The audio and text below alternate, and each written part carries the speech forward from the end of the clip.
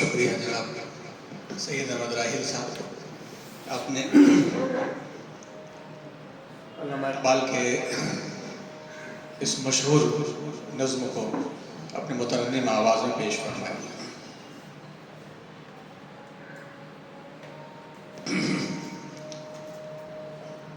بسم اللہ الرحمن الرحیم۔ عنوان ہے آج کا علامہ اقبال کی مشہور اور معروف نظم خطاب بجوانان اسلام۔ ہم جانتے ہیں شاعر مشرق علامہ اقبال رحمۃ اللہ علیہ کے شاعری میں جوانی کا اور مرد مسلمان کا ایک خاص تصور ہے، اور اس تصور کو انہوں نے ایسی ٹرمینالوجیز یعنی تعبیرات کے ساتھ پیش کیا ہے کہ وہ تعبیرات کم از کم اردو زبان کے شاعروں کے پاس نہیں ملتی، جیسے خودی کا تصور،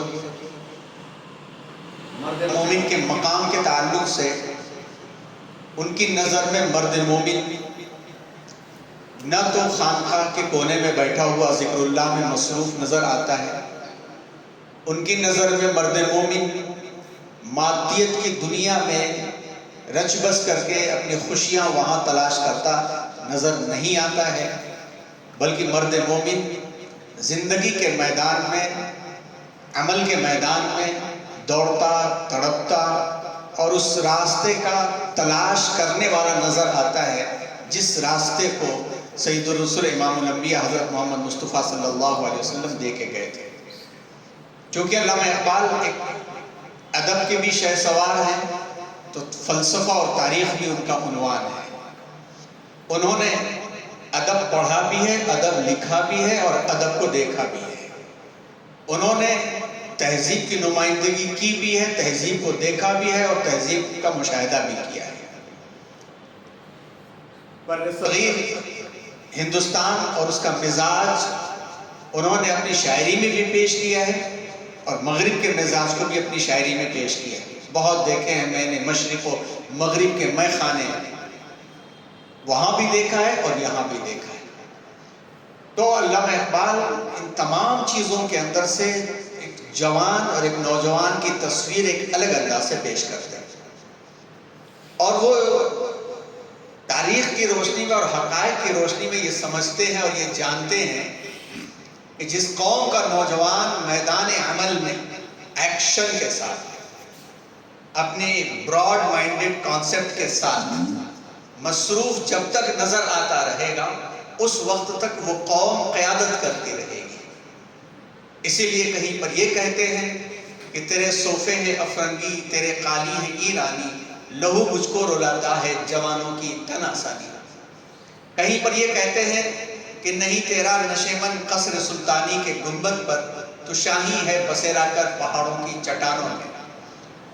مسلم نوجوان علامہ اقبال کو ایک شاہین صفت پرندے کی طرح دکھائی دیتا ہے، ایک عقاب، ایک فیلکون کی طرح، کہ حمام و کبوتر کا بھوکا نہیں میں، کہ شاہی بناتا نہیں آشیاں۔ کہیں پر کہتے ہیں پلٹ کر جھپٹ کر پلٹنا، لہو گرم رکھنے کا ہے ایک بہانہ، حمام و کبوتر کا بھوکا نہیں میں، کہ شاہی بناتا نہیں آشیاں۔ پرندوں کی دنیا کا یہ سارے کے سارے جو تصورات ہیں، جو کانسیپٹ ہیں، یہ مسلم نوجوان میں دیکھنا چاہتے ہیں کہ مسلمان نوجوان اپنی نوجوانی کو دنیا کی رنگینیوں میں نہ کھو دے، کہ تھوڑے دنوں کے لیے اسے نے کسی ازم کو کاپی کر لیا اور تھوڑے دنوں کے لیے کسی تہذیب کا وہ دلدادہ بن گیا اور وہ ناچ اور رنگ کے اندر مصروف ہو گیا، تو پھر وہ پوری کی پوری قوم ڈوب جائے گی۔ جس وقت یہ آواز علامہ اقبال اپنے کلام کے ذریعے سے اٹھا رہے تھے، مغربی تہذیب اور کلچر نوجوانوں میں آتا چلا جا رہا تھا، اور چونکہ ان کا جو تدریسی رابطہ تھا، جو ٹیچنگ فیلڈ ان کی جو تھی، وہ نوجوانوں کے ساتھ تھی۔ جہاں جہاں پر بھی آپ کے لیکچرز ہوتے تھے، نوجوانوں کے لیے لیکچر ہوتے تھے، تو نوجوانوں کے ٹیلنٹ کو جانتے بھی تھے اور نوجوانوں کا مزاج جانتے بھی تھے اور اس خطرے کو محسوس بھی کر رہے تھے، بہت محسوس کیا اور اپنی شاعری میں بھی پیش کیا۔ انہی نظموں میں سے ایک نظم جو کلیات اقبال میں ان کا جو مجموعہ ہے بانگ درا، اور اس مجموعے میں انہوں نے خطاب بجوانان اسلام لکھ کر کے ایک پیغام دیا، اور یہ پیغام گزرے ہوئے تقریباً 100 سال کا عرصہ ہو گیا۔ اس 100 سال کے عرصے میں اس خطاب اور اس ایڈریس کی میننگ اپنے آپ میں باقی، بلکہ آہستہ آہستہ اس کی معنویت بڑھتی ہی جا رہی ہے۔ 12 اشعار پر مشتمل ہے۔ ان اشعار میں فکر بھی پائی جاتی ہے، تاریخ بھی پائی جاتی ہے، ساتھ میں بات کو پیش کرنے کے لیے جو عربی اردو زبان و ادب میں ایک استعارہ اور تشبیہ کا جو لفظ استعمال کیا جاتا ہے، یہ بخوبی پایا جاتا ہے۔ ہم جانتے ہیں کہ استعارہ کسی چیز کا سہارا لے کے اپنی بات کو پیش کرنا، عاریتن سے ہے، کسی چیز کا سہارا لے کر کے اپنی بات کو اچھی طرح سے پیش کرنا، اور کسی بات کی میننگ کو ڈیپ طور پر، گہرائی کے طور پر پیش کرنے کے لیے تشبیہ دینا، اس کے سملیرٹی کو لانا، یہ بھی دونوں چیزیں پائی جاتی ہیں۔ جیسے کہ کسی انسان کو تو کہا جائے بہت بڑا بہادر ہے، تو اس کو کہا جاتا ہے کہ یہ جو ہے شیر ہے، تو اس تشبیہ سے اس کی بہادری سمجھ میں آ جاتی ہے۔ یا کسی بات کو لے کے سمجھاتے ہوئے کہ تم نے یہ کام کیا تو تمہاری مثال وہ والی ہوگی، تو استعارہ اور تشبیہ کو بھی خوب علامہ اقبال نے استعمال کیا۔ آئیے ایک ایک شعر کو دیکھتے ہیں اور اس میں جو معنویت ہے اس کو سمجھنے کی کوشش کرتے ہیں۔ پہلا شعر ہے، کبھی اے نوجوان مسلم تدبر بھی کیا تو نے، کبھی اے نوجوان مسلم تدبر بھی کیا تو نے، وہ کیا گردوں تھا تو جس کا ہے ایک ٹوٹا ہوا تارا۔ شعر کے 4 حصے اس میں صاف نظر آ رہے ہیں۔ کبھی اے نوجوان مسلم، یعنی پیغام ہے کہ کبھی تو غور کرو، اس دنیا میں رہتے ہو، کھلی آنکھیں رکھتے ہو، تو کبھی تم کو تدبر کرنا ہے، غور کرنا ہے، اور غور کس بات پر کرنا ہے کہ وہ کیا گردوں سے مراد یہاں پہ آسمان لیا گیا، وہ کون سا آسمان ہے جس کے تم ٹوٹے ہوئے تارے ہو۔ یعنی یہاں پر ایک طرف خطاب بھی شروع کر رہے ہیں تو دوسری طرف اس کی ریالٹی کو بھی بتا رہے ہیں کہ تمہاری حقیقت یہ ہے کہ تم کسی بلند آسمان سے ٹوٹ کر کے آئے ہو۔ اب یہ جو بلندی تھی وہ کیا تھی، یہاں سے بات کا آغاز ہو رہا ہے۔ جسے کہتے ہیں نا کہ غزل کا یا نظم کا جو مطلع ہوتا ہے، اس مطلع میں ہی پیغام مل جاتا ہے۔ شاعر وہی ہے جو مطلع میں 2 چیزیں پیدا کر دے، ایک تو تجسس پیدا کر دے، تلاش پیدا کر دے کہ پوری غزل اور پوری نظم میں سامعین یا پڑھنے والے یا سننے والے اس میں تلاش کریں کہ اس نے جو بات کہا ہے وہ واقعی ہے یا نہیں اس کے اندر، اور دوسرا مطلع میں ہی پتہ چل جاتا ہے کہ کوئی بڑا پیغام ملنے والا ہے۔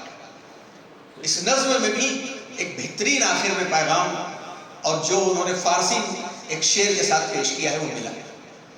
مطلع میں ہی علامہ اقبال نے ایک بات تو یہ کہہ دیا کہ تم کو سوچنا چاہیے کہ تم کس بڑی تہذیب، کس بڑی قیادت کا حصہ تھے۔ جب قیادت تھی تمہارے پاس، لیڈرشپ تھی تمہارے پاس، تو تم ایک بلند آسمان تھے، اور جب تم نے اس قیادت کے لیول کو چھوڑ دیا، اس قیادت کی جو ریکوائرمنٹ تھی ان ریکوائرمنٹس کو چھوڑ دیا، تو ٹوٹ کے گر گئے۔ ایک اور چیز نکل کر کے اس میں آتی ہے کہ تم تارے ہی ہو، تم تو ٹوٹے ہوئے تارے ہو، تو آسمان سے ٹوٹی ہوئی چیز جس کا مقام وہاں پر، اس کا مقام یہاں نہیں ہے، اس کا مقام وہاں پر ہے، لیکن وہاں تک پہنچنے کے لیے وہ کیریکٹر لانا پڑے گا، اور جب تک نہیں لے کر کے آؤ گے نیچے ہی رہو گے۔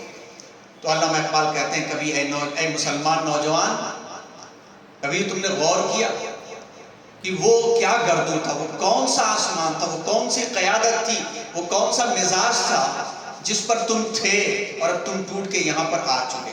اب آگے جواب دینا شروع کر رہے ہیں۔ تجھے اس قوم نے پالا ہے آغوش محبت میں، کچل ڈالا تھا جس نے پاؤں میں تاج سر ڈالا۔ یہاں ایک طرف ان مرد مجاہدین، مرد مومن کی طرف اشارہ ہے کہ جو قوم کی حیثیت سے تھے، کیونکہ اسلام ایک قوم کی حیثیت کا نام ہے، قومیت کا نہیں۔ ایک قوم کی حیثیت کا مطلب اتحاد کا نام ہے، اور متحدہ کام ان کے ہوا کرتے تھے۔ یہ متحدہ کام کن بنیادوں پر؟ تعاونوا علی البر والتقوی ولا تعاونوا علی الاثم والعدوان۔ نیکیوں کے معاملے میں رحماء بینہم تھے، آپس میں رحم کرنے والے تھے، اور رحم کرنے کے معاملے کے اندر ہر حدیں توڑ کر کے رحم کرنے والے تھے، حقوق ادا کرنے والے، اپنے فریضے کو ادا کرنے والے، چاہے ان میں ان کا گھاٹا ہی کیوں نہ ہو۔ لیکن اسم اور عدوان کے معاملے میں، اللہ کی نافرمانی کے معاملے میں یا گناہوں کے معاملے کے اندر اشداء تھے، سخت ترین تھے، چاہے وہ اپنی اولاد ہی کیوں نہ ہو۔ اس نے تم کو پالا ہے، جو دنیا کے نہیں وہ آخرت کے متوالے تھے، جو رات میں بیٹھتے تو وہ خانقاہ کے راہب اور عبادت گزار کہلاتے، اور جو دن میں نکلتے تو پورے دن کے گھوڑ سوار کہلاتے۔ انہوں نے پالا ہے، اور وہ دنیا کے لیے عرب سے نہیں نکلے تھے، وہ دنیا کے لیے نہیں نکلے تھے، کچل ڈالا تھا جس نے پاؤں میں تاج سرے دارا۔ اب یہاں پہ دو تعبیر یہاں پہ ملتی ہے، تاج سرے دارا۔ تاج سمپل سی چیز ہے، سرے دارا، دارا کے سر پر رکھا جانے والا تاج، اس کو پیروں سے کچلا تھا انہوں نے۔ تاریخی ایک حیثیت بھی ہم جانتے ہیں کہ ایران پرشین امپائر میں دارا نے 320 کے آس پاس اس نے حکومت کیا ہے۔ جس وقت سکندر کا قافلہ چلا، فتح کرتا ہوا قافلہ، تو دارا مفتوح ہو گیا اور دارا ہار گیا۔ لیکن اپنے زمانے کا مضبوط ترین بادشاہ تھا کہ وہ اپنے آپ میں ایک تاریخ ہے، اور علامہ اقبال نے دارا کی بہادری اور دارا کا مزاج اپنے کئی شاعریوں میں استعمال کیا۔ دارا اور سکندر سے وہ مرد فقیر اولا ہو جس کی فقیری میں بوئے اسد اللہ، اسد اللہ اور پھر یہاں دارا۔ تو دارا کے لفظ کو علامہ اقبال نے کئی جگہ پر استعمال کیا ہے، لیکن یہاں پہ مراد ہے پرشین امپائر، اور عام مراد ہے کہ عرب سے نکل کر کے وہ جو حکومتیں باطل کی تھی، جو حکومتیں مادیت کی بنیاد پر تھی، دولت کی بنیاد پر تھی، طاقت کی بنیاد پر تھی، انہوں نے اپنے پیروں تلے کچل ڈالا تھا۔ اور ہم جانتے ہیں کہ جس وقت ایران فتح ہوا ہے، ایران جب فتح ہوا تو یزدگرد فرار ہو گیا۔ یزدگرد جب فرار ہوا تو اس کے محل میں فوجیں داخل ہو گئیں، اور جو کچھ بھی محل میں ملا وہ لا کر کے سپہ سالار کے سامنے مال غنیمت کے طور پر ڈھیر کیا جا رہا تھا۔ تلاش ہو رہی تھی کہ بادشاہ کا جو تاج ہے سب سے قیمتی وہ کہاں ہے، اس کی تلاش ہو رہی تھی۔ اسی تلاش میں ایک کسان، ایک دیہاتی صحابی اپنے پھٹے ہوئے پیون لگے ہوئے کرتے کے دامن میں لا کر کے تاج کو نیچے زمین میں ٹک دیتے ہیں کہ یہ مجھ کو ملا ہے، اور ان کو اس تاج کی چمک اور اس کی قیمت نے ان کو لبھایا نہیں۔ گویا علامہ اقبال نے یہاں پہ پیغام دیا اس نوجوان کو کہ ایک زمانہ وہ بھی تھا کہ ان کے سامنے بھی دولت کے ڈھیر لگ سکتے تھے۔ وہ لوگ تھے جو ایران جیسی طاقتور اور دولت مند حکومت کو فتح کر کے وہاں کی دولت میں اپنی جیبوں میں بھر سکتے تھے، لیکن ان کی دولت نے اور ان کے تاج و تخت نے ان کے دماغ کو خیرہ نہیں کیا، اور دماغ کے اوپر وہ حاوی نہیں ہونے دیا انہوں نے۔ اے مسلم نوجوان، آج کی جو تہذیب تم کو جو دکھ رہی ہے، جو چمکیلی، جو دولت کی شکل میں دکھ رہی ہے، جو یہ رنگ و روغن جو کچھ دکھ رہا ہے، یہ بھی ہمیشہ کا نہیں ہے، یہ بھی تھوڑے دنوں کی چیز ہے۔ اگر وہ دولت بھر لیتے تو دولت کیا ہوتی، کچھ دنوں کے بعد سے ختم ہو جاتی، لیکن انہوں نے اپنی دولت کو نہیں بھرا، دولت کو پیروں تلے رونت دیا۔ ان کی آغوش میں تمہاری پرورش ہوئی ہے۔ پھر یہ کہتے ہیں کہ صرف یہی نہیں، ان کا معاملہ یہ تھا، کون وہ لوگ تھے، اب ان کا تعارف ہو رہا ہے۔ لیکن پہلے شعر میں خطاب کیا گیا، گویا ان کی توجہ حاصل کی گئی۔ کلاس میں علامہ اقبال چونکہ ایک لیکچرر بھی، ایک محاضر بھی، ایک اچھا استاد ہوتا ہے جو کلاس میں پہلے سبجیکٹ کے لیے توجہ کو مبذول کرتا ہے۔ کبھی یہ نوجوان مسلم، کبھی آپ لوگوں نے غور کیا، کوشچن سے شروع ہو رہا ہے، اور بہتر استاد ہوتا ہے جو سوال اور کیوریاسٹی لے کر کے آتا ہے۔ تو علامہ اقبال ذہن میں کیوریاسٹی لے کر کے آ رہے ہیں، پھر اس کے بعد ریالٹی کو بتانا۔ ایسا نہیں کہ استاد سے کوشچن ہی پوچھتا چلا جائے، کلاس ختم ہو جائے۔ بہتر وہ استاد ہوتا ہے کہ 5 منٹ کے اندر، جس کو پیپ ٹاک کہا جاتا ہے، کہ ذہنی ہم آہنگی ہو جائے اور بچے پچھلے موضوع سے ہٹ کر کے ہماری طرف آ جائیں۔ اس کے بعد تھیم دے دیتا ہے کہ یہی تھیم ہے جس پر بات ہوگی۔ تو پہلے شعر میں کیوریاسٹی لائی جا رہی ہے ان کی توجہ لائی جا رہی ہے، اور دوسرے شعر کے اندر تجھے اس قوم نے پالا ہے آغوش محبت میں، کچل ڈالا تھا جس نے پاؤں میں تاج سرے دارا. ان کی ریالٹی کو بتایا جا رہا ہے. پھر اس ریالٹی کے ساتھ یہ بتایا جا رہا ہے کہ وہ کون لوگ تھے، ان کو بھی تو جاننا ضروری ہے. صرف ایسے نہیں کہ دیو مادائی بات کر دی کہ فلاں ہو گیا اور فلاں ہو گیا. ان کی ریالٹی بھی بتائی جا رہی ہے. اور ان کی ریالٹی یہاں پر دیکھیے، یہاں پر 5 چیزیں بہت اہم ہیں اس شعر کے اندر. اس عنوان کو ہم نے اسی لیے لیا کہ ایک مرتبہ اچھی طرح سے اس کی تشریح ہو جائے، تاکہ ہم جب اس نظم کو سنیں تو یہ میننگ اور یہ مفہوم ہمارے ذہن کے اندر اترتا چلا جائے. اس ایک شعر کے اندر 5 باتیں مل رہی ہیں. کون لوگ تھے؟ تمدن آفری تھے. کون لوگ تھے؟ تمدن آفری تھے، خلاق آئین تھے. اور کون سے خلاق آئین؟ جہانداری کے خلاق آئین تھے. چوتھی چیز یہاں ہے صحرائے عرب والے تھے. 5ویں چیز یہ تھے کہ اونٹوں کے درمیان میں رہنے والے تھے. اس ایک شعر کو سمجھنے کے لیے اگر یقیناً ہم نے حضور اکرم صلی اللہ علیہ وسلم کے داعیانہ مزاج کو نہیں سمجھا، قرآن کی آیت کو نہیں سمجھا، اور خلفائے راشدین کو کم از کم نہیں سمجھا، تو اس شعر کا مفہوم نہیں سمجھ میں آئے گا. پہلی بات نیچے سے شروع کرتے ہیں. شتربان، شتر کہتے ہیں اونٹ کو، اور شتربان اونٹوں کو چرانے والے. صحرائے عرب، عرب کے صحرا میں اونٹی پائے جاتے ہیں. تو یہاں پر جزیرت العرب اور وہاں کے پورے کلچر کو پیش کیا گیا کہ جزیرت العرب وہ تھا جہاں پر نہ پانی پایا جاتا تھا وافر مقدار میں، نہ زیادہ ہریالی تھی، اور وہاں کی جو زندگی تھی بڑی سخت زندگی تھی. ٹرائبل طریقے پر زندگی ان کی گزرتی تھی، اور ان کی زندگی اس سختی کے ساتھ تھی کہ وہ اونٹوں کے بیچ میں رہ کر کے مزید سخت ہو گئے تھے. جیسا کہ بعض روایت میں بات ہمارے سامنے آتی ہے بکریوں اور اونٹوں کی مثال، کہ بکریاں انبیاء کی سنت ہیں اس لیے کہ بکریوں کے بیچ میں رہنے والا شخص صبر سیکھتا ہے، نرمی سیکھتا ہے. بکریاں سر جھکا کے چلتی ہیں، سر جھکا کر کے اپنا کھانا کھاتی ہیں، اور اونٹوں کے درمیان میں رہنے والا شخص سختی سیکھتا ہے. اونٹوں کے مزاج میں بڑبڑانے کا مزاج ہوتا ہے، اور ان کے بیچ میں رہنے والا سخت ہوتا ہے. چنانچہ حضرت عمر رضی اللہ تعالیٰ عنہ جب حضور اکرم صلی اللہ علیہ وسلم کو یاد کرتے تو ایک پیڑ کے نیچے آ کے روتے تھے اور آنسو کے گرتے تھے کہ یہ وہی جگہ ہے جہاں میرا باپ خطاب چھڑی سے مجھے پیٹتا تھا، کہ تجھے اونٹ چرانا نہیں آتا ہے تو دنیا میں کرے گا کیا؟ اونٹ نہیں چرا سکتا تو دنیا میں تو کس کام کا ہے؟ کاش میرا باپ دیکھتا کہ میرے آقا کی مسیحائی نے اس عمر کو کہاں سے کہاں پہنچا دیا. تو اس کے واسطے قرآن کی وہ آیت بھی ہمارے سامنے رہنی چاہیے کہ بسم اللہ الرحمن الرحیم، سورہ آل عمران کی، فَبِمَا رَحْمَةٍ مِّنَ اللَّهِ لِنْتَ لَهُمْ لَوْ كُنْتَ فَضًّا غَلِيظَ الْقَلْبِ لَانفَضُّوا مِنْ حَوْلِكَ فَاعْفُ عَنْهُمْ وَاسْتَغْفِرْ لَهُمْ وَشَاوِرْهُمْ فِي الْأَمْرِ. اللہ نے اپنے فضل سے آپ کو نرم کر دیا. اللہ نے اپنے خاص فضل سے آپ کو نرم کر دیا، کیونکہ آپ ان لوگوں کے درمیان میں بھیجے گئے تھے جو سختی کو سختی کے ساتھ کبھی برداشت نہیں کرتے. یہ عربوں کا مزاج تھا. اس نیچے والے شعر میں اس کی طرف اشارہ مل رہا ہے ہم کو کہ عربوں کا یہ مزاج تھا کہ کوئی شخص بھی کسی کے پاس جاتا تو غیرت پر قتل شروع ہوتا تو کبھی کبھی 40 سال جنگیں چلتی. جنگ بعاث وغیرہ کے واقعے مشہور ہیں. ایسے سخت لوگ تھے. تو علامہ اقبال ان لوگوں کا تعارف کرا رہے ہیں کہ یہ وہ لوگ تھے جو اونٹوں کو چرانے والے تھے، اور ان کی سختی اور ان کا مزاج پایا جاتا تھا. لیکن یہ لوگ کون بن گئے؟ تمدن آفری، کلچر کو بنانے والے بن گئے. اور کون سا کلچر بنایا انہوں نے؟ کہ دنیا کے لیے ایک نیا کانسٹیٹیوشن انہوں نے جنم لیا، تخلیق کیا.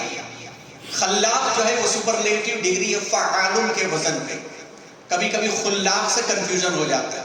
اصل میں خلاق نہیں ہے، یہ خلاق ہے، تخلیق سے ہے، اور کریشن کے معنی میں، اور سپرلیٹیو ڈگری فعال کے وزن پر ہے کہ دنیا چلانے کے ہر نظام کو انہوں نے کامل طریقے پر، مکمل طریقے پر بنا کر کے پیش کر دیا. یہ وہ لوگ تھے جنہوں نے دنیا کے نظام بنانے، دنیا کے تمدن کا نظام بنا کے دنیا کے سامنے پیش کر دیا. ایک پہچان ان کی ہو گئی. تیسرا شعر ہے، پہلے شعر میں کیا کہا گیا؟ ویلو کو بتانے کے لیے کیوریوسٹی لائی گئی. دوسرے شعر میں کہہ دیا گیا کہ تمہاری ریالٹی کیا ہے اور انہوں نے کیا کردار انجام دیا تھا. اور اس کردار کے بعد آپ دیکھیے شعر کہنے کی پچ چینج ہو رہی ہے. شاعر بہتر طریقے پر جانتے ہیں کہ ایک شعر کو کہتے کہتے انداز چینج کر دیا جائے تو وہاں ایک پیغام مل جاتا ہے. اب انداز چینج کر کے ان کی ریالٹی کو بتایا جا رہا اور بتانے میں یہ کہا جا رہا ہے کہ یہ سخت لوگ تو تھے لیکن جیسے ہی دعوت کا سلسلہ ان کے اوپر جاری ہوا, دل میں ایمان کا نور جیسے ہی آیا تو ان لوگوں نے ایمان کے اس نور سے دنیا چلانے کا نظام بنا کر کے دے دیا, تہذیب بنا کر کے دے دی انہوں نے وہ. لیکن ان کا اپنا مزاج کیا تھا؟ تیسرا شعر دیکھیے آپ, چوتھا شعر, سما الفخر فخری کا رہا شان عمارت میں. سما الفقر فخری کا رہا شان عمارت میں, بآب و رنگ و خال و خط چہاجت روح زیبارہ. یہاں پر سما کا مطلب ماحول بن جانا, جو بات مزاج بن جانا. الفقر فقری ایک مقولے کی طرف اشارہ ہے, گرچہ اس کو بعض ضعیف ترین روایات سے جوڑ کر کے حدیث بھی ثابت کیا جاتا ہے لیکن بہت ضعیف روایت ہے. مگر الفقر فخری کا مطلب ہوتا ہے فخر میرا پراؤڈ ہے, میرا فخر ہے, یعنی میری پہچان ہے.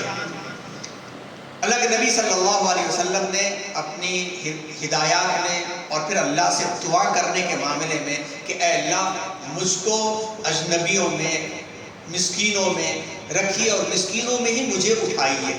اور آپ صلی اللہ علیہ وسلم نے یہ مزاج اپنا ہمیشہ بنایا اور یہ ایسا پریکٹیکل مزاج تھا, عملی مزاج تھا جس نے اورینٹلسٹ کی تحریروں کا جواب دے دیا. ذرا دھیان سے سن لیجیے اس کو. سید الرسول حضرت محمد صلی اللہ علیہ وسلم کا یہ مزاج تھا. ایک تو آپ نے دعا بھی فرمایا تھا کہ اللہ مجھے مسکینوں میں رکھیے, مسکینوں سے ہی مجھے اٹھائیے.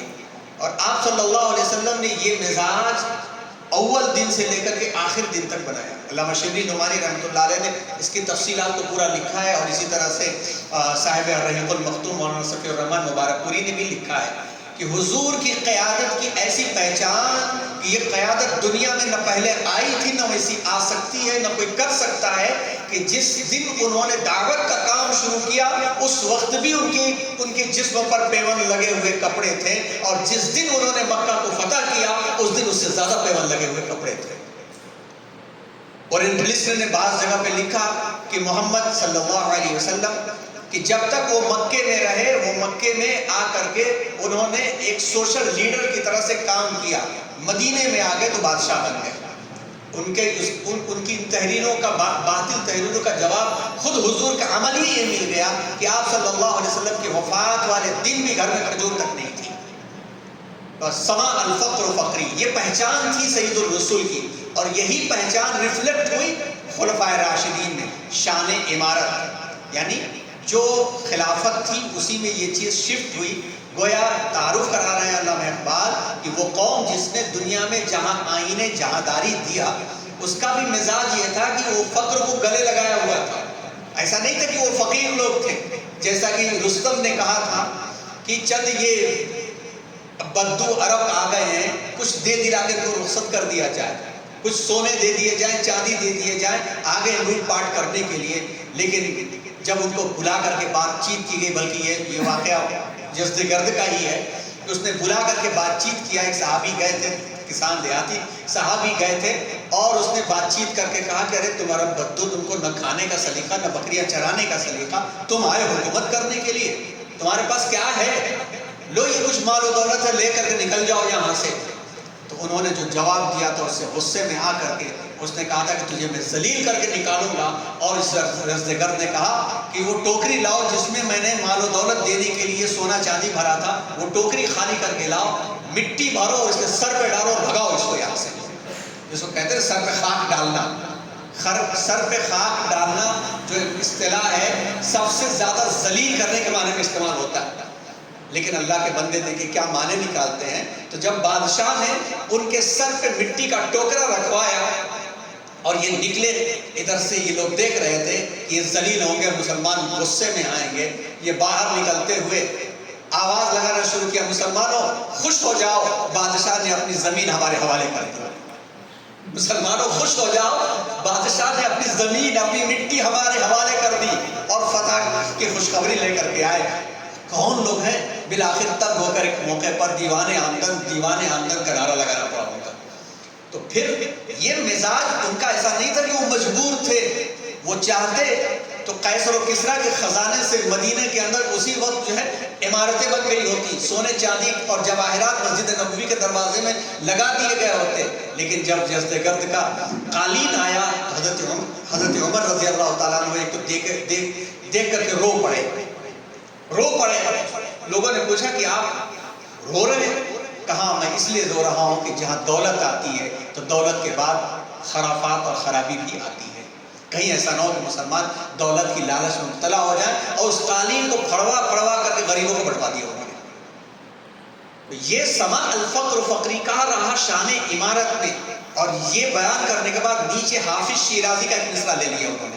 یہ علامہ اقبال کی شان ہے، دوسروں کے نہیں ملتی یہ چیز کہ ایک تو اردو زبان میں شاعری کر رہے اور فارسی کو ایسے مفہوم کے ساتھ ملاتے ہیں کہ جو اوزان ہیں وہ بالکل فرق نہیں پڑتے۔ جہاں دیکھیے اوپر ہے کہ اوپر تجھے اس قوم نے پالا ہے، آغوش محبت میں کچل ڈالا تھا جس نے پاؤں میں تاج سرے دارا، سما الفقر فخری کا رہا شان عمارت میں، باب و رنگ و خال و خط چہاجت شروع زیبارا۔ ایک دم فرق نہیں پڑا، ایسا فٹ کیا کہ جی حافظ شیرازی کو بھی اندازہ نہیں رہا ہوگا کہ ہمارے شعر کو اس مفہوم میں استعمال کیا گیا، اور اس میں پیغام یہ دے رہے ہیں نیچے والے فارسی بآب و رنگ و خال و خط، مطلب جو گورا ہے، جو چٹا ہے، جو خوبصورت ہے، جو ہینڈسم ہے، ایک ایسی عورت، ایک ایسی خاتون جو اپنی خوبصورتی میں اور نیچرل بیوٹی کے اندر معروف اور مشہور ہے، تو اس کو کاسمیٹک کی کیا ضرورت ہے؟ اس کو پھر لیپا پوتی چہرے پر کرنے کی کیا ضرورت ہے؟ تو خود ہی خوبصورت ہے۔ تو یہاں پر علامہ اقبال دو پیغام دے رہے ہیں نوجوانوں کو۔ ایک تو یہ کہہ رہے ہیں کہ انہوں نے فقر کو جو گلے لگایا تھا یہ ان کی مجبوری نہیں تھی، ان کا مزاج تھا، اور مزاج اس لیے تھا کہ دل کے اندر جو دولت ایمان کی تھی وہ اتنی خوبصورت تھی کہ دنیا کی دولت سے تو مطلب ہی کیا تھا۔ دنیا کی یہ جو روح زیبارہ، چہرے کو کاسمیٹک لگا کر کے خوبصورت بن جانا کتنی دن کی خوبصورتی ہوتی ہے، کتنا بڑا پیغام ہے۔ پھر سے سنیے، شان عمارت، صحابہ کرام، خلفائے راشدین، پھر اس سے پہلے سید الرسول صلی اللہ علیہ وسلم، ان کا معراج ہی تھا کہ فقر جو ہے، فقر، غربت، مسکینی، یہ میرا فخر ہے، اس پر ہم فخر کرتے ہیں۔ اور یہ اس لیے تھا کہ ان کے دل کے اندر جو دولت تھی، جو ان کو امیدیں تھیں، وہ امیدیں ایسی خوبصورت ان کے دل میں پل رہی تھی کہ دنیا کی زیب و زینت سے کوئی مطلب ہی نہیں تھا۔ اس کے بعد والی شعر میں کہتے ہیں کہ گدائی میں بھی وہ اللہ والے تھے غیور اتنے کہ منعم کو گدا کے ڈر سے بخشش کا نہ تھا یاد۔ صرف ایسا ہی نہیں کہ ان کا نہیں چاہیے تھا، بلکہ غیرت بھی اتنی ہائی لیول کی ان کی تھی۔ گدائی کا مطلب بھیک مانگنا نہیں، غربت کے معاملے کے اندر کی حالت یہ ہوتی کہ ایک صحابی کے گھر چولہا جل جاتا تو گویا کہا جاتا کہ محلے میں پہلی مرتبہ دھواں دکھ رہا ہے کئی دنوں کے بعد، کئی دن چولہا نہیں جلتا تھا، ایک ٹکڑا کھجور مل جاتی تو خوش ہو جاتے، لیکن اس کے باوجود کی غیرت کہ ایک صحابی نے پائے پکائے اور پایا پکانے کے بعد اس کو پڑوس کے حوالے کیا کہ جاؤ بھائی پڑوس کو بھی دے آؤ۔ چند منٹوں کے بعد یا چند گھنٹوں کے بعد وہ پایا پلٹ کر کے، وہ پائے کا سالن پلٹ کر کے ان کے گھر خود آ گیا۔ معلوم یہ ہوا کہ اپنی ذات سے زیادہ دوسرے کو ترجیح دینے والے انہوں نے بھیجا، انہوں نے یہ سوچا ہوگا کہ ان کے گھر پتہ نہیں پکا یا نہیں پکا، ان کو بھیجا، یہاں تک پہنچ گیا۔ زندگی تو زندگی، موت میں بھی عالم تھا کہ جنگ یرموک کے موقع کے اوپر جو مشہور واقعہ ہے، ایک صحابی اپنے بھائی کو تلاشتے ہوئے گئے، آخری وقت تھا ان کا، پانی کا سوال کیا انہوں نے پانی نکال کے پیش کیا، بازو سے آواز آ گئی، مرتے مرتے کسی کو خیال دوسرے کا نہیں ہوتا، مگر انہوں نے کہا کہ ان کو زیادہ پانی کی ضرورت ہے۔ وہ ان کے پاس گئے تو تیسرے کی آواز آ گئی، اور تیسرے کے پاس پہنچے تو ان کی جان نکل چکی تھی، پلٹ کے آئے تو دوسرے کی جان نکل چکی تھی، تیسرے کے پاس آئے اپنے بھائی کے پاس، ان کی بھی جان نکل چکی تھی۔ یہ غیرت اور حمیت ان کے پاس تھی، اور اتنی تھی کہ منعم کو گدا کے ڈر سے بخشش کا نہ تھا یارا، دینے والے بھی ڈرتے تھے کہ ان کو دے تو کیسے دے، برا نہ مان جائے چاہیے۔ یہ ان کے پاس جس کو کہتے ہیں کہ خودداری ایسی تھی ایسی خودداری تھی کہ دینے والا بھی ڈرتا تھا کہ ہم ان کو دے تو کیسے دے. علامہ اقبال یہاں پہ پیغام دے رہے ہیں کہ جس نعمت کی تم قدر کرنا سیکھ جاؤ گے، اس نعمت کی تم قدر سیکھ جاؤ گے تو دنیا کی یہ جتنی بھی چمک ہے نا، یہ ساری کی ساری تمہارے دماغ سے اتر جائے گی، اور اتنے تم غیرت مند بن جاؤ گے کہ دنیا کو دیتے میں بے شرم آنے لگے گی. اور بہت کچھ کہنا چاہ رہا ہے علامہ اقبال، اور ان کو بیان کرنے کے لیے گویا ان سے کہا جائے کہ الفاظ میں تعبیر نہیں مل رہی ہے، تو علامہ اقبال کہہ رہے ہیں کہ غرض میں کیا کہوں تجھ سے کہ وہ صحرا نشی کیا تھا. غرض میں کیا کہوں تجھ سے کہ وہ صحرا نشی کیا تھے، جہاں گیرو، جہاں دارو، جہاں بانو، جہاں آرو. 4 خصوصیت بیان کیا انہوں نے، اور اس 4 خصوصیت کو بیان کر سمجھنے کے لیے کم از کم علامہ شبلی کی نعمانی کی الفاروق کتاب پڑھنا پڑے گا، یا خلفائے راشدین کی سیرت تو کم از کم پڑھنا پڑے گا. سیرت ابو بکر، سیرت عمر، سیرت عثمان، سیرت علی رضوان اللہ تعالی علیہم اجمعین. کون لوگ تھے؟ میں کہوں کیا تم سے، یہ صحرا میں بیٹھنے والے، ڈیزرٹ ایریا میں بیٹھنے والے تھے کیا؟ جہاں گیرو، انہوں نے دنیا پہ قبضہ کر لیا. علامہ شبلی نعمانی نے لکھا ہے، اور اس کو جناب پروفیسر بی شیخ علی صاحب نے بھی اپنی انگلش والے ورژن میں لکھا ہے کہ سکندر نے اپنی ٹرینڈ آرمی کے ذریعے، اپنی ٹرینڈ تربیت یافتہ افواج کے ذریعے 10 سال کے عرصے میں بہت سارے علاقے فتح کیے. جہاں جہاں سے وہ نکلا وہاں سے علاقے بھی نکلتے چلے گئے، اور ان علاقوں کو فتح کرنے کے لیے لاکھوں لوگوں کی جانیں بھی گئیں.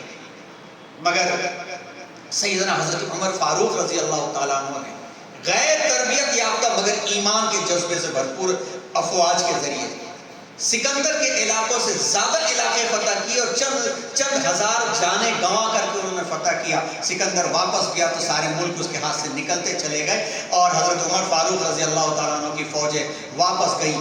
آج تک بھی وہ علاقے عالم اسلام کا حصہ ہے. جہاں گیرو، دنیا کو فتح کیا تو انہوں نے زمینوں کو فتح نہیں کیا، انہوں نے دلوں کو فتح کیا. انہوں نے دلوں کو فتح کیا. جہاں جہاں مسلمان گئے انہوں نے ایسا دلوں کو فتح کیا کہ کبھی کبھی اپنی فوج کے خلاف دشمن علاقوں نے دروازے بند کر لیے اور مسلمانوں کے لیے دروازے کھول دیے. واقعہ مشہور ہے. نمبر 1 جہانگیر تھے وہ. نمبر 2 جہاندار تھے. ایسا نہیں تھا کہ آئے اور ہلاکو خان کی طرح گھستے چلے گئے، مارتے چلے گئے، سنبھالنا نہیں آیا اور ہلاکو خان بعد میں کود مل کے دریا میں مرا. ایسا نہیں تھا. جہاندار، اس کو سنبھال لیا انہوں نے. کیسے سنبھالا؟ خدمات کے ذریعے سنبھالا. کون سی خدمات کے ذریعے سنبھالا؟ تؤخذ من اغنیائہم وترد الی فقرائہم. وہاں کا مال وصول کرو تو وہاں کے غریبوں میں بانٹ دو.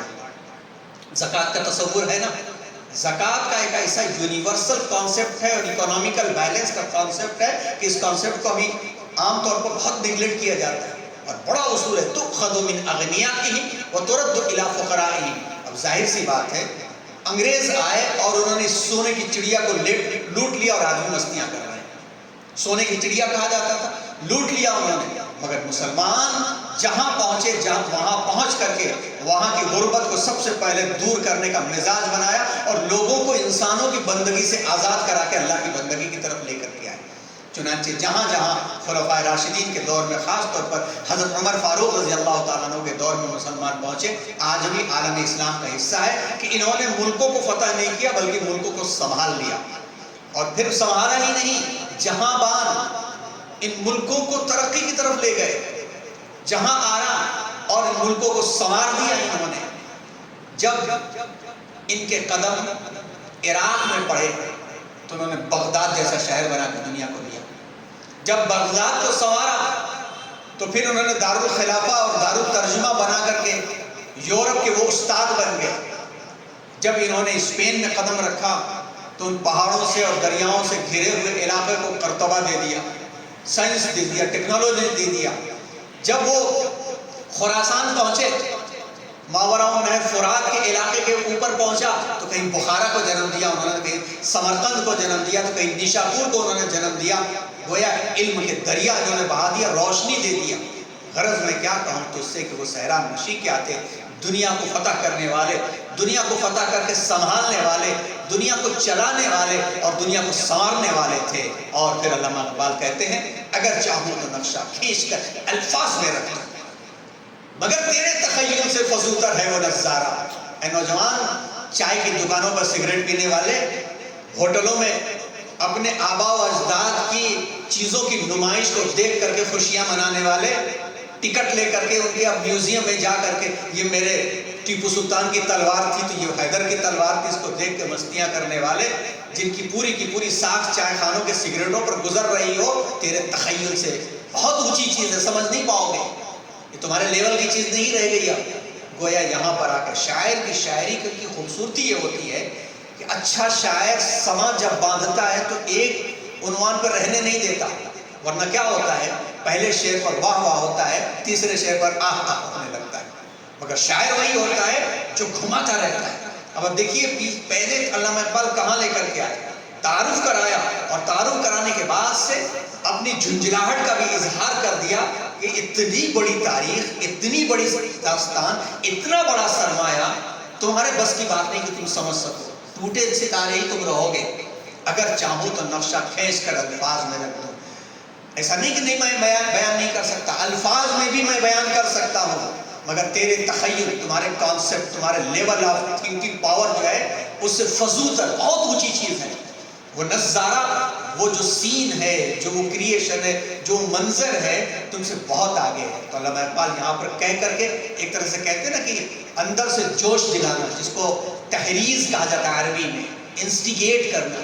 انسٹیگیٹ کر رہے ہیں کہ ارے اب تو سوچو کب تک ان گلی نکڑوں پر، کب تک ان ہوٹلوں میں، کب تک ان چائے خانوں میں، کب تک ان حقہ باروں میں، کب تک ان رائڈنگز میں. اگر آج کی زبان میں کہہ رہے ہیں، علامہ اقبال کا تقریباً کہنا یہی ہے کہ کب تک اس میں مبتلا رہو گے، تم سے بہت دور جا چکی چیزیں، قبل اس کے کہ تمہاری پہنچ سے ختم ہو جائیں واپس پلٹ کر کے آ جاؤ. اگر چاہوں تو نقشہ کھینچ کر الفاظ میں رکھ دوں مگر تیرے تخیل سے فزوتر ہے وہ نظارہ، تجھے آبا سے اپنے کوئی نسبت ہو نہیں سکتی.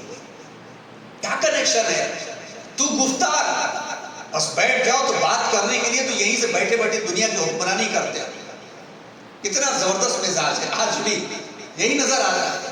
بات کرنے کے لیے تو بات ایسی تھی تو ماں باپ کو خاطر میں نہیں لاتے رہے، میں تو دنیا تو کیا میں ماں باپ کو بھی خاطر میں نہیں لاتا. الفاظ دیکھے تو زبان گز بھر کی ہے نوجوانوں نے. تو گفتار، وہ کردار تھے. تو باتیں کرتا ہے، وہ عمل کرتے تھے. تو گرجنے والا بادل بن چکا ہے، وہ برسنے والے تھے. تو ثابت وہ سیارہ، تو بیٹھا ہوا اپنی جگہ پر مستیاں کر رہا ہے.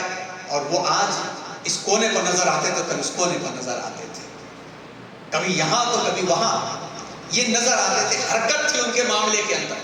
فرمایا سید الرسول صلی اللہ علیہ وسلم نے حجۃ الوداع میں، الا فلیبلغ الشاہد الغائب، جو یہاں پر موجود ہیں میری بات کو ان لوگوں تک پہنچا دیجئے جو یہاں موجود نہیں ہیں. صحابہ کرام کی بڑی جماعت کے بارے میں آتا ہے، جدھر جس کا منہ تھا ادھر نکل پڑے. وہ اس بات کی فکر نہیں کیا کہ وہاں جنگل میں جائیں گے کہ صحرا میں جائیں گے.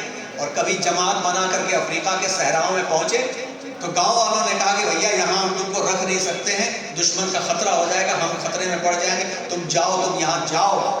تو پھر عقبہ ابن نافع رضی اللہ تعالیٰ عنہ جنگل میں آتے ہیں، آواز لگاتے ہیں، اے جنگل کے مکینوں، اللہ کے بندے آئے ہوئے ہیں، آج کی رات تمہارا جنگل چاہیے. تاریخی حقیقت ہے کہ جانوروں نے اپنے جنگل کو خالی کر دیا، اپنے جنگل کو خالی کر دیا، اور شیر بچھو اپنے جان بچوں کو لے کے نکل گئے.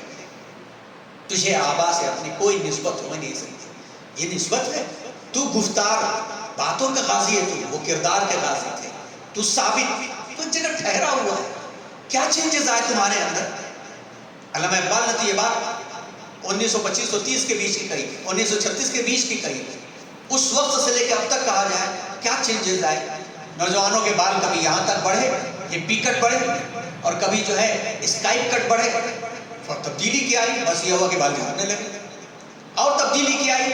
بل باٹم آیا تو کبھی جینز آئی، تو کبھی بیگی آئی، اب چڈی آ گئی. کیا یہی چیز زندگی ہے؟ یہی نسبت ہے؟ ان کی بنیادوں پر کوئی قوم، ان بنیادوں کے اوپر کوئی قوم قیادت نہیں کرتی ہے، ان بنیادوں پر کوئی قوم آگے نہیں بڑھتی ہے. تو گفتار ہو، کردار، تو ثابت ہو، سیارہ، ارے وہ تو تبدیلی کرنے والے لوگ تھے. جہاں کر دیا گرم گرم آ گئے، جہاں کر دیا نرم نرم آ گئے. ان کی طبیعت کا مزاج تھا.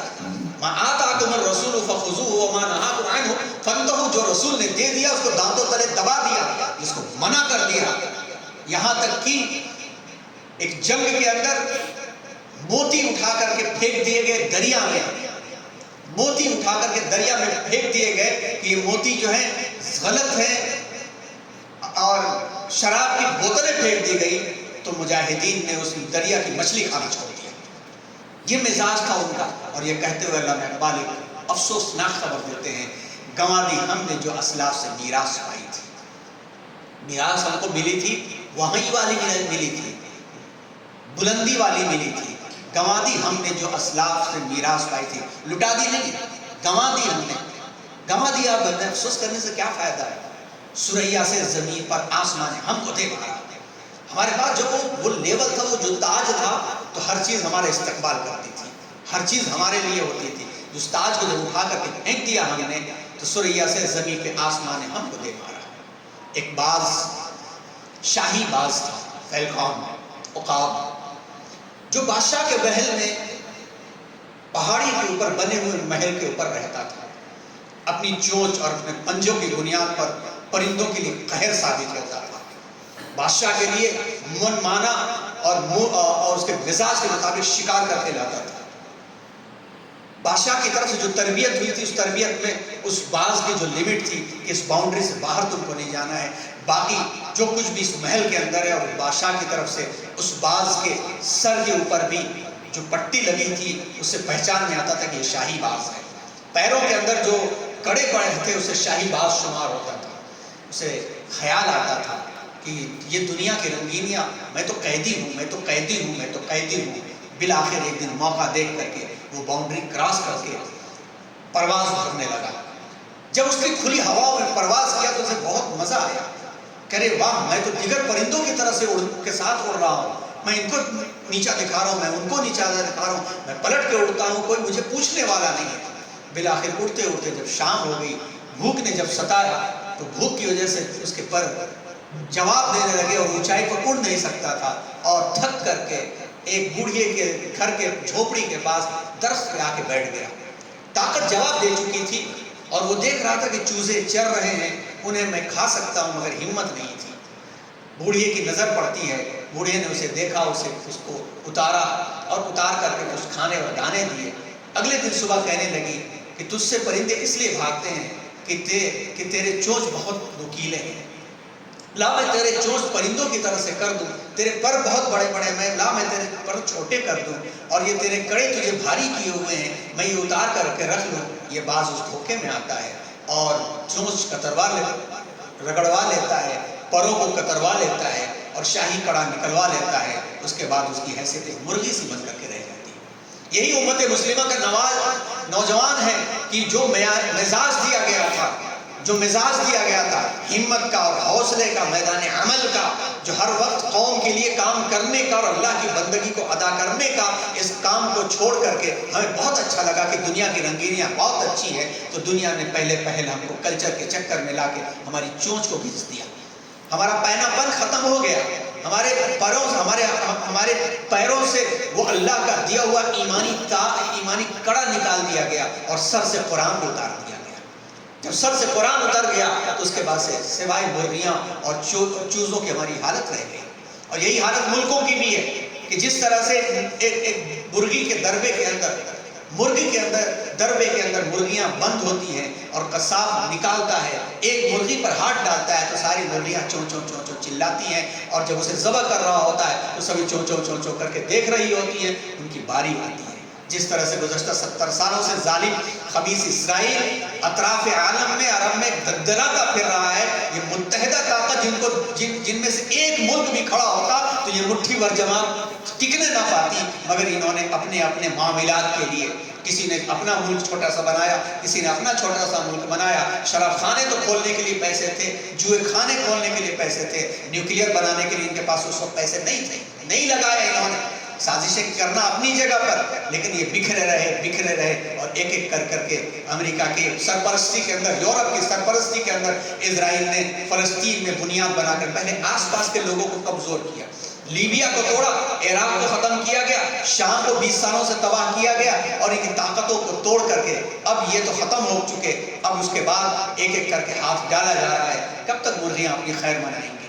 ایک نہ ایک دن کے دام میں ضرور آئیں گی۔ علامہ اقبال ہوتے اس شعر کو دوبارہ دہراتے کہ گنوا دی ہم نے جو اسلاف سے میراث پائی تھی، ثریا سے زمین پہ آسمان نے ہم کو دے مارا۔ حکومت کا تو کیا رونا، کوئی عارضی شے ہے، حکومت تو آتی جاتی رہتی ہے۔ تلک الایام نداولها بین الناس، آج حکومت ان کے پاس ہے، کل حکومت ان کے پاس ہوگی۔ حکومت کا تو کیا رونا کہ وہ ایک عارضی شے، یہ ٹیمپرری چیز ہوتی ہے، وہ کسی کے پاس رہنے والی چیز نہیں ہوتی ہے۔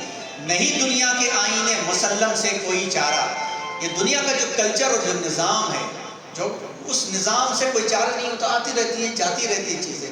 حکومت نہیں ہے جس کا مطلب یہ نہیں، کتنی بڑی بات علامہ اقبال نے کہی، بلکہ وہ اہل سنت والجماعت کی ترجمانی کی کہ حکومت اگر نہیں ہے تو اسلام پوری طرح سے عمل میں نہیں ہے۔ اس نظریے کے کو اہل سنت والجماعت نے جو لکھا ہے، اسی کو علامہ اقبال نے اس بات سے پیش کیا ہے کہ حکومت اگر نہیں ہے تو اس کا مطلب یہ نہیں کہ تم اسلام پہ عمل نہیں کر سکتے۔ اسلام پر عمل کرنے کے لیے حکومت ہو یا نہ ہو، اسلام کامل و مکمل طریقے پر نظام برپا کرنے کے لائق ہوتا ہے۔ ہاں، نظام بنانے کے لیے تمہاری بنیادیں اصل ہوتی ہیں۔ حکومت کا تو کیا رونا کہ وہ ایک عارضی شے تھی، نہیں دنیا کے آئینے مسلم سے کوئی چارہ، یہ تو ہوگا، ہوتا رہتا ہے، مگر جو دشواری چیز ہے وہ ہے، مگر وہ علم کے موتی کتابیں اپنے آبا کی۔ علم کے موتی تھے جو بکھرے ہوئے تھے عالم اسلام میں، انہی علوم کی بنیاد پر لوگوں کے دلوں پر ان کی حکمرانی تھی۔ یورپ ان سے لینے کے لیے جاتا تھا، ہندوستان میں کتاب لکھی جاتی تو بغداد لے جائی جاتی، کیونکہ خلیفہ المامون نے اعلان کر دیا تھا جو کتاب لکھے گا اس کو اس کی کتاب کے مطابق تول کے سونا دیا جائے گا، جو ترجمہ کرے گا اس کی کتاب کو سونے سے تولا جائے گا۔ یہ کیا جاتا تھا، دنیا جا کر کے لکھ کر کے چیزوں کو لیا کرتی تھی، اور علم کو وہ بیچتے نہیں تھے، علم کی قدردانی کرتے تھے وہ، اور علم کو سب کے لیے عام کر رکھا تھا۔ روشنی ہی روشنی تھی، جب وہ ڈارک ایج میں جی رہے تھے تو یہ گولڈن ایج ایسا تھا جس نے اس ڈارک ایج کو گولڈن ایج میں چینج کیا ہے، مگر وہ علم کے موتی کتابیں اپنے آبا کی۔ اب وہ علم کی جو بکھرے ہوئے موتی ہیں، تھوڑی سی بھی سمجھ جن کے پاس ہے، جو دیکھے ان کو یورپ میں تو دل ہوتا ہے سی پارا۔ علامہ اقبال نے اشارتاً اپنے آپ کو بھی مراد لیا ہے کہ میں نے جہاں جہاں جا کر کے دیکھا تو اسلام کی جو بنیاد کی ترقیات تھی، انہی ترقیات پر یہ آگے بڑھ رہے ہیں، انہی سائنس اور ٹیکنالوجی پر یہ آگے بڑھ رہے ہیں، تو دل پھٹ جاتا ہے۔ سپارہ کہتے ہیں الگ الگ ٹکڑے کو، قرآن کا پارہ ہے، پارہ ایک ٹکڑے کو کہتے ہیں، فارسی لفظ سپارہ ٹکڑے کو کہتے ہیں۔ الگ الگ ٹکڑے میں جو دیکھے ان کو یورپ میں تو دل ہوتا ہے سی پارہ۔ جو تصویر ہے یہ اوریجنل تصویر ہے ٹمبکٹو کی ہے۔ ٹمبکٹو میں اس طرح کا بہت سرمایہ پڑا ہوا ہے جو جلایا جاتا ہے، دیمک کھا جاتے ہیں، اور مغرب کی قومیں اس کو ترجمہ کر چکی ہیں، ابھی بھی لے جاتی ہیں، مگر کسی کے پاس اتنی طاقت اور جرت نہیں کہ آ کر کے اس سرمایہ کی حفاظت کرے۔ اور ہم دیکھ رہے ہیں کہ دنیا ترقی کی طرف، ٹیکنالوجی اور AI ٹیکنالوجی کی طرف جا رہی ہے، مگر آپ دیکھیے یورپ کی ریسرچ یونیورسٹیاں آج بھی لائبریری میں بھری پڑی رہتی ہیں، مگر بیت المال کی لائبریری دیکھیے، اتنی عظیم الشان کتابوں کے باوجود بھی کسی کو فرصت نہیں کہ ایک نظر آ کر کے دیکھ لیں۔ ایسی کتنی لائبریریاں ہماری بیکار پڑی ہوئی ہیں۔ یہ سرمایہ، اس کے اندر کئی کتابیں ایسی ہیں کہ اگر یورپ کی لائبریری میں پہنچ جائے تو ہاتھوں ہاتھ لی جائے، مگر کسی کو پتہ بھی نہیں، اور پتہ بھی ہے تو کسی کو شوق بھی نہیں۔ تو عمومی طور پر علامہ اقبال نے جو بات کہی کہ ثریا سے زمین پہ آسمان نے ہم کو دے مارا، اتنا تم گر چکے ہو کہ اب اگر وہ موتی ہم کو وہاں نظر آتا ہے تو دل پھٹتا ہے۔ اور آخری شعر آ کر کے پیغام دے رہے ہیں، پہلے شعر سے انہوں نے شروعات کیا، آخری شعر میں پیغام دے رہے ہیں، اور یہ شعر جو ہے غنی کاشمیری کا ہے، جو مغلیہ دور میں 1630 یا 35 کے درمیان کا ایک شاعر ہوا کرتے تھے۔ بڑے مسکین اور بڑے خوددار کی زندگی بھر کسی کے سامنے ہاتھ نہیں پھیلایا انہوں نے، اور شاعری کی نئی طرز کو جنم دیا۔ ان کا شعر یہاں پہ لا کے فٹ کر دیا علامہ اقبال نے۔ غنی روزے سیاہ پیر کنعارا تماشا کن، کہ نور دید اش روشن کند چشمے زلیخا کا۔ کیا تعبیر بنائی ہے علامہ اقبال نے کہ اردو شاعری میں اسی پچ کے اوپر اپنی بات کو پیش کر دیا انہوں نے۔ غنی شاعر اپنے آپ کو مخاطب کر رہا ہے، غنی روزے سیاہ پیر کنعارا تماشا کن۔ پیر کنعان سے مراد حضرت یعقوب علیہ السلام۔ جب حضرت یعقوب علیہ السلام سے یوسف علیہ السلام جدا ہوئے تو یعقوب علیہ السلام کی زندگی کیا ہوئی؟ تاریک ہو گئی، آنکھ کی روشنی چلی گئی تھی نا، حضرت یعقوب علیہ السلام کی آنکھ کی روشنی چلی گئی تھی. تو یہاں پر تعبیر استعمال کر رہے ہیں کہ غنی ذرا یہ پیر کنعا کو ذرا تماشا تو دیکھو کہ نور دید اش روشن کنت چشمے زلیخا را، اس کا آنکھ کا نور زلیخا کو روشن کر رہا ہے، زلیخا کی زندگی میں روشنی آ رہی ہے، وہ دیکھ کر کے لالچ کر رہی ہے اور وہ فائدہ اٹھانا چاہ رہی ہے. پوری تاریخ کی تعبیر پیش کرنے کے ساتھ علامہ اقبال نے کہا کہ یہ جو روشنی عالم اسلام کی تھی، محنت تو ہم نے کیا، علم کے بانی ہم تھے، تاریخ کے بانی ہم تھے، اور عمرانیات کے بانی ہم تھے. خلدون کی تحریریں دیکھ لی جائے تو اس تحریر کے اندر سماجیات کے بانی ہم تھے، اکنامیکل بیلنس کے بانی ہم تھے، صحیح طریقے کے بینکنگ سسٹم دینے والے ہم تھے، سائنس اور ٹیکنالوجی کی بنیادوں پر ریسرچ کرنے والے ہم تھے، مون کریڈلز تلاش کرنے والے ہم تھے، کیٹریکٹ آپریشن کرنے والے ہم تھے، آپریشن کر کے اور رگوں کے ذریعے اس کی اسٹیچنگ دینے والے ہم تھے. اس طرح کے بہت کچھ ہم تھے، لیکن یہاں پہ تاریکی ہو گئی اور یہاں کی روشنی وہاں کو روشن کر رہی ہے. یہ 12 اشعار کے اوپر علامہ اقبال کی نظم یہ پوری ہوتی ہے.